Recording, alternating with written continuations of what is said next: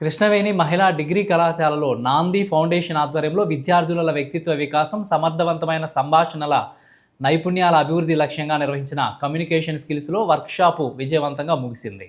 ఈ వర్క్షాప్లో విద్యార్థినులకు సమర్థవంతమైన communication, public speaking, body language, group discussion, interview నైపుణ్యాలు, ప్రొఫెషనల్ ఎటికెట్ వంటి అంశాలపై ప్రాయోగిక శిక్షణ అందించారు.